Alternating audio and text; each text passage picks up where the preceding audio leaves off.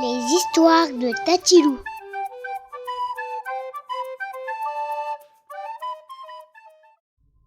Carole, la luciole.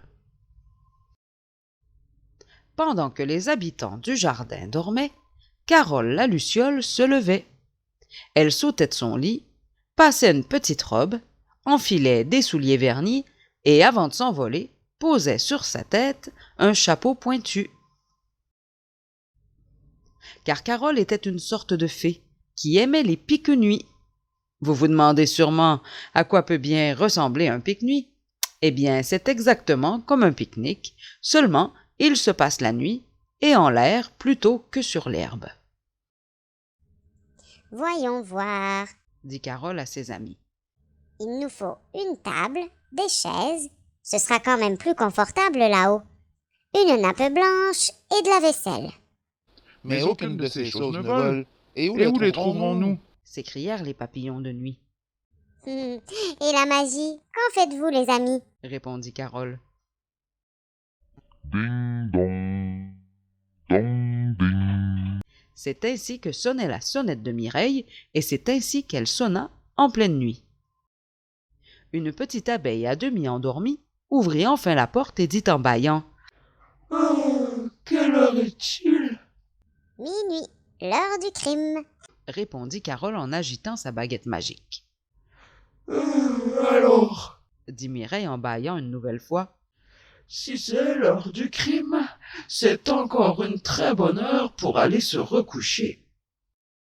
À peine venait-elle de dire cela que tout dans sa maison se mit à voler. Les chaises, puis la table, les pots de miel aussi. Enfin, tout ce qui ne volait pas d'habitude volait. En dehors de Mireille qui essayait de retenir quelques objets au passage. Un instant plus tard, Siméon le papillon et Léon le bourdon vinrent frapper à la porte de Mireille pour la même raison. La vaisselle envolée, la nappe blanche envolée. Ils décidèrent de partir tous ensemble à la recherche de la luciole dans la ferme intention de récupérer leurs biens. Ils firent le tour du jardin dans un sens, puis dans un autre sens, jusqu'au moment où Léon leva la tête au ciel. Sur un nuage, assis autour de la table de Mireille, Carole dînait en compagnie de ses amis. « Ah, la fête est finie. » S'écrièrent l'abeille, le bourdon et le papillon en battant des ailes furieusement. Allons, ne soyez pas fâchés. Venez plutôt vous amuser. Insista Carole. Et comme il restait quelques chaises libres, ils prirent place sans rien dire.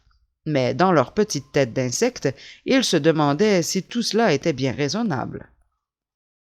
Quand nos trois compères, qui s'étaient endormis à table, s'éveillèrent, ils découvrirent que tous étaient partis en laissant la vaisselle sale, et ils se mirent très en colère.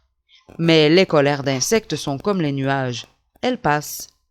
Ils allèrent donc se recoucher, pendant que la table, les chaises et les pots de miel vides retournèrent à leur place. Maintenant que vous savez à quel genre de fées appartiennent les lucioles, prenez garde qu'elles ne viennent pas la nuit dans votre chambre pour y prendre vos petites affaires.